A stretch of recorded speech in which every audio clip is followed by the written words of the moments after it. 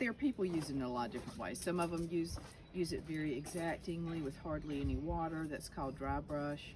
Some people pour the paint on and have puddles and move it and tilt it and all this kind of thing. So there are thousands of ways to use it.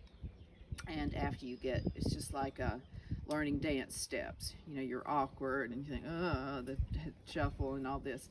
But eventually you can't even dance with thinking about the steps because you get used to it and you have body memory. So today we've got a beautiful clear day. It's not, I think the paint will dry pretty well today. And that's helpful because often you use painting, you'll paint in watercolor in layers, often starting with the lighter, clearer layers first.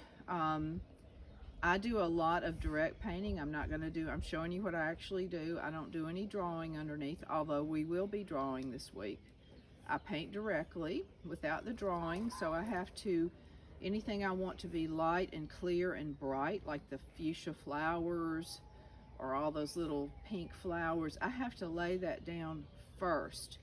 Because if I paint a big color, like if I said, oh, I'm gonna paint the big yellow house, then later I'm gonna go back on top of that and add pale green leaves or bright pink flowers. It's gonna be muted and dull because the paint will just sit on top of the yellow and the yellow will shine through. It's like stained glass. So you have to think a little bit backwards with watercolor because your white is really unpainted paper.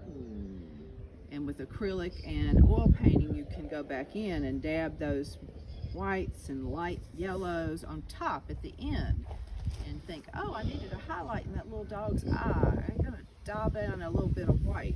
If I want to highlight in a dog's eye in watercolor, I have to think I gotta leave that little piece of white there and not paint any paint on it at all.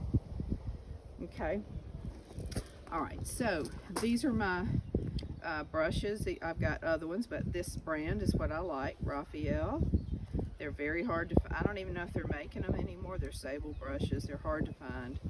But watercolor brushes are usually short handles like this. If you see the big long handles, that's usually an oil or acrylic painting brush, and they're stiff. These are soft, and you want a watercolor brush to come to a good point and spring back.